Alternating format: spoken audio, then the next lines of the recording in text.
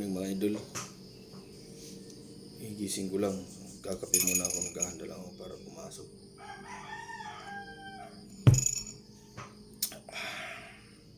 Medyo malamig dito sa Kubyo. Ito mga idol, sapatos na tayo para pumasok na tayo sa trabaho natin mga idol.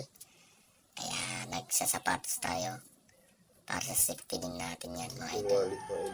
Yung wallet ko, pinasok ko na rin dyan sa aking jacket para nakasafe. Inaandar ko muna yung motor ko mga idol. At dito mga idol, pababa na tayo. Ito yung lugar namin mga idol. Nasa ibabaw kami ng bundok, so palusong na ako dyan mga idol. Kaya ingat, madulas dyan mga idol.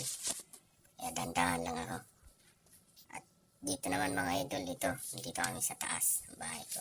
Nasa ibabaw kami ng bundok, kaya binidyohan ko para makita yung sunset na palutang na ngayong araw mga idol.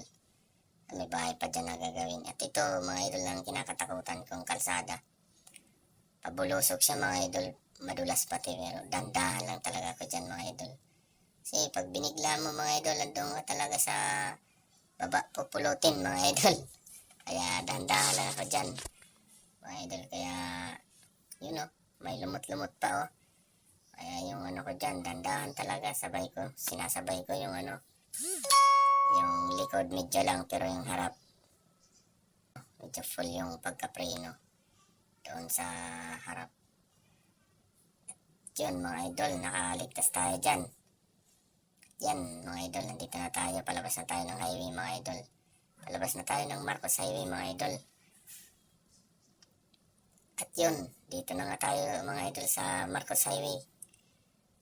Papasok na tayo mga idol. Yan, medyo maganda-ganda yung takbo natin ngayon kasi hindi matraffic. Hindi katulad ng mga nakaraan. At dito mga idol, ito yung simbahan ng Kubyo sa Barangay Inarawan. Ayan mga idol.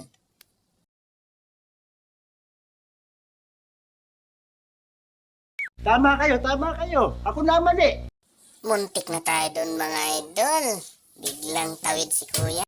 Dito huminto muna ako mga idol para magkape kasi medyo kinakabag ako. Kaya magkape muna ako mga idol dito kay Manong. Ang kapeng tag lang 15 ayos na yan mga idol. Para mainit-initan naman yung ating sikmura mga idol kasi malamig dito talaga sa parting Rizal. Dito to mga idol sa may San Valley.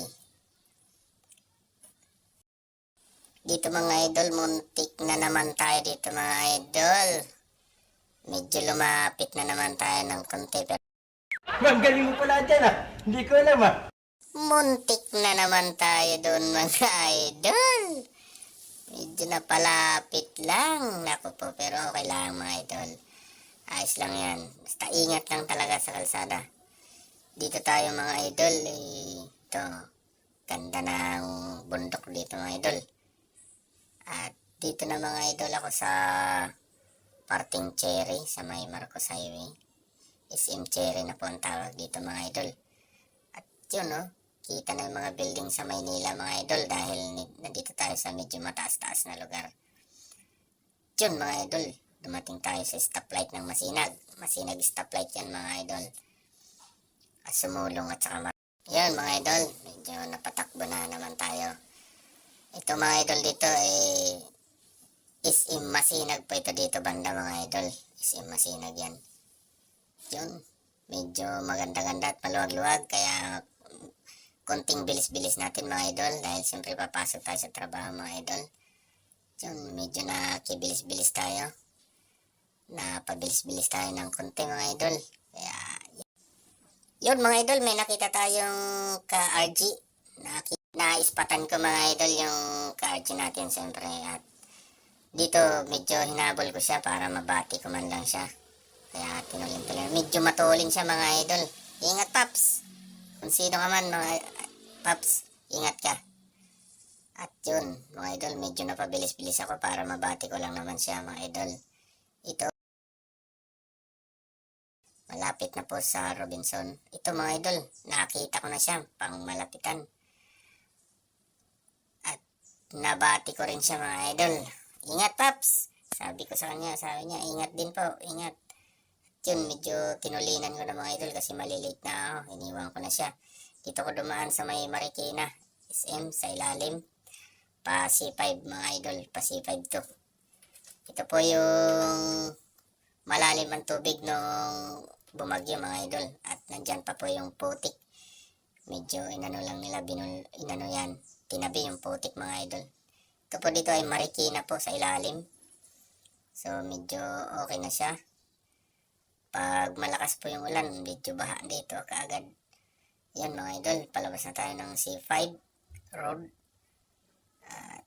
Ingat-ingat tayo mga idol. Yung maganda ang sinag ng araw dito mga idol.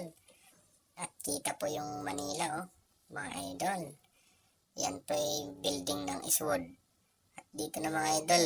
Dito mga idol, malapit na tayo sa stoplight. At dito mga idol, C5 road na tayo. Yun na naman mga idol. Bigla na naman may kumana, no?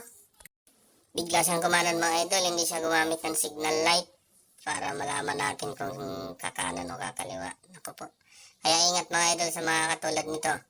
Ingat lang po tayo mga idol. Dito po ay C5 na tayo. Malapit na tayo sa ating trabaho. At dito ay pakanan na tayo dito mga idol. Papunta na sa trabaho natin. Yun, papasok na ako dito sa ating papasokang trabaho.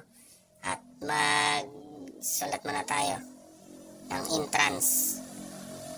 At isusulat natin yung ating pangalan. Ayan po. Joel M.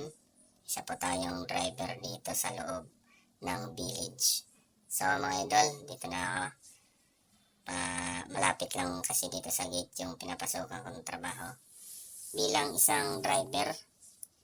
At yun mga idol, bumukas na yung gate. Pasok na tayo sa loob mga idol. Yun, may sumasalubong sa ating aso dyan. Yun tumakbo siya. Dito na tayo mga idol. Rating lang natin.